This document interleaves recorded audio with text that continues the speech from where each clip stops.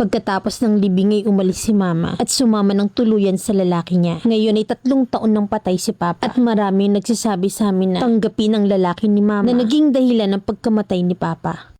11 years old ako nang mag-abroad si mama at ang papa ko naman ay isang mangingisda. Simula nang nag-abroad si mama ay ako nang lahat ang gumagawa sa bahay. 4 kaming magkakapatid at pangatlo ako. Kaming 3 nauna ay may mga asawa at anak na at bunso na lang ang natitirang walang asawa. Fast forward ay nakauwi na si mama galing Saudi at lumipas ang ilang taon ay nalaman ng ate ko na may lalaki si mama. 14 years old lang ako noon at nag-aaral at sinabi sa akin ng ate ko na umaalis daw si mama gabi-gabi habang nagtatrabaho si papa. Tuwing gabi lang kasi ang trabaho ng papa namin at minsan ay sa ate ko ako natutulog. Simula nalaman namin na may lalaki si mama ay gabi-gabi kaming gising ng ate ko. Binabantayan namin si mama gabi-gabi na para kaming barangay tanod. Hanggang sa nahuli nga namin siya at naglakas loob akong kumprontahin siya. Inamin niya yun sa amin at nangako siya sa amin na hindi na niya yun uulitin. Lumipas ang 1 taon ay nagkaroon ng pandemya. Lumaya sa kulungan ng inaanak niya at lagi siyang nakikipag-inuman sa inaanak niyang yun. Nakasama pa ang papa ko. Napansin ko na bakit masyado silang malapit sa isa't isa hanggang sa nalaman ko na may relasyon pala sila ng inaanak niya. Nakita ko kasi na lumabas siya sa kwarto noon at may chikinini pa nang kausapin ko siya. Pero tinanggi niya yon sa akin. Hanggang sa nahuli ulit ang lalaki niya na inaanak niya dahil sa drugs. Dagdagan pa ng kasong rape at take note na walang alam ang papa ko sa lahat ng panluloko ng mama ko. Ang papa ko kasi mainiti ng ulo at iskandaloso. Mabait naman si papa at good provider. Hanggang sa taong 2021 ay nabuntis ako at nanganak ako ng 2022. At si mama ang kasama ko sa mga check-up ko at panganganak ko. Hindi naman kami pinababayaan ni mama, sadyang may kalandian lang. 3 months pa lang akong nanganganak ay nalaman kong may lalaki na naman si mama. Nung una, hinayaan na lang namin ni ate dahil malayo naman at taga Maynila. At kami naman ay nasa Bataan. December 6, birthday no ng papa ko. Umalis si mama at nagpaalam sa amin na may aasikasuhin siya sa passport niya. At nang gabing umuwi siya, may kasama siyang lalaki na dinala niya sa bahay ng kaibigan niya. Pinuntahan ko siya ron at sinugod ko yung lalaki. Sinira ko yung cellphone at pinagsasampal ko yung lalaki niya. Pero pinigil ako ni mama at sinampal ako at sinabi niyang umuwi na raw ako. December 22, nalaman ko na inilipat lang pala ni mama yung lalaki niya sa ibang bahay ng kaibigan niya. Galit na galit ako at sinugod ko ang lalaki kasi malapit lang naman sa bahay namin. Hanggang sa nagpasko, hindi na kami nag-uusap ni mama at si papa wala pa ring alam sa nangyayari. December 27 ay nahuli ni papa si mama na may kausap. 12:00 ng madaling araw nang mangyari yon. Sinabi ko kay papa na alam ko ng lahat. Nagalit siya na bakit hindi ko raw sinasabi sa kanya. Sabi ko pinipili kong ayusin si mama at pigilan para maging buo pa rin kami. Pero ayaw talagang tumigil ni mama. Sabi sa akin ni papa na tatanggapin daw niya si mama kahit na ganun ang nangyari. Pero sabi ng mama ko na ayaw na raw niyang talaga. December 31 hapon noon, nagpunta si papa sa akin at kinausap niya ako. Sabi niya, di ba anak may sinesend akong picture sa'yo? Sa susunod kabaong at susuotin ko sa kabaong ang isisend ko sa'yo. Ugali kasi ni papa na mag-send ng picture sa akin palagi. At lasing siya habang sinasabi niya yon sa akin. Sabi niya pa na bibigyan niya daw ako ng 400 pandagdag daw ng pambili ng gatas ng anak ko. At nang gabing yon, December 31, 7:25 PM, habang nagsasaya ang lahat, sumigaw ang mama ko ng tulong at nakabigti ang papa ko sa hagdan. Sobrang sakit at bigat ng sinalubong namin ng 2023 na nasa kabaong ang papa ko at hanggang ngayon ay hindi ko tanggap na bakit niya ginawa yun. Pagkatapos ng libing ay umalis si mama at sumama na ng tuluyan sa lalaki niya at nagalit kaming lahat sa kanya. 2024 ay namatay naman ang lola namin hanggang sa naging okay na rin kami ni mama. Ngayon maraming nagsasabi na tanggapin daw namin ang lalaki ni mama na naging dahilan kung bakit nagpakamatay si papa. Mag 3 years na ring patay si papa ngayong December 2025. Alam ko na masaya na siya ngayon at ako alam kong hindi ko patanggap at masakit pa rin ang lahat. Tanong ko lang Mami Len, dapat ko bang tanggapin na ang lahat ng nangyari at tanggapin ang lalaki ni mama? Sobrang sakit kasi na hanggang ngayon ay bumabalik sa aking lahat ng pangyayari. Sa ngayon ay okay naman kami ni mama at ng mga apo niya. Pasensya na kung napahaba at sana'y mapili yung kwento ko. Letter sender,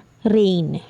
May mga asawa at anak na kayo. Hindi na dapat pinakikilma ng mga intrimitidang Poncio Pilato ang desisyon nyo. Kung mabigat sa loob, huwag nyong pilitin. Naging biktima ang ama nyo sa kakatihan ng ina nyo. Nanawalan ka ng ama sa kalandian ng ina mo. Mahirap sa part nyo bilang anak, lalo't hindi nagkulang ang ama nyo na kahit iniputan sa ulo, handang magpakamartir. Tsaka hindi naman required na maging part din ng buhay nyo ang nagiging lalaki ng ina mo. Natural sa isang anak yung reaksyon nyo, lalo't ganyang hindi maganda sa simula pa lang. Pero kung di maiiwasan na tagkakasalubungan, pwede namang magpakakasual, wag nyo nang laliman. Kasi wala namang dahilan para pakisamahan or tanggapin. Okay na yung hanggang sa ina mo na lang. Tsaka 3 taon pa lang naman, tama. Hindi nyo rin naman masasabi kung kailan magpapalit ng balat ang ahas.